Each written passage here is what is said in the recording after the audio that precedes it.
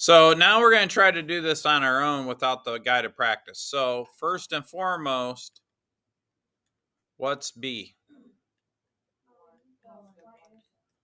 Right, it's the y-intercept or positive 1. And what is that on the graph?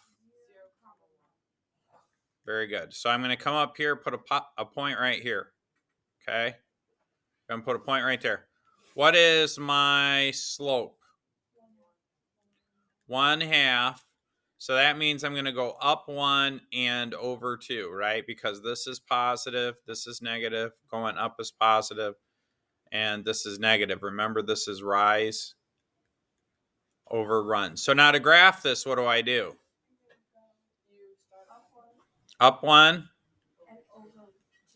and over 2. And then from there, here's the thing they didn't teach you in the book. You could do this. You could go up 1 over 2. Now, I could also go down 1 and over 2 this way. Go down 1 and go over 2 this way. So if you're ever graphing these without a ruler, sometimes that helps, because then it's a lot easier to just connect the dots. All right, let's do the next one. You guys are pros. What's the b value here? Positive 4. I'm just going to put the positive there. So that means my y-intercept is what? 0, 4. So I'm going to come here, bam, with the bacon sizzle. This is a tricky one, sort of. If I -3, that's the number in front of the x, that's my slope. I need a rise over run. -3 is the same over -3 over 1, right? Those are the same thing. So sometimes if they give you a integer, you can turn it into a fraction by just putting it over 1.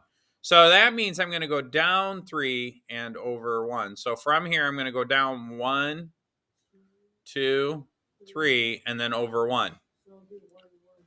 Yep, that's going to be the point 1, 1. And then from here, I could go down 3 over 1 again. And then you just draw a line through the dots. And if your line gets a little bit off, just make bigger dots. Okay? Any questions on that? It's pretty easy when they give you the slope-intercept form. Also, I just want to remind you guys, I usually write this down. Remember that y equals mx plus b. That's because m is the slope. And b is, you guys were saying it, but I like to write it down so you guys can see it too, is the y-intercept. Okay?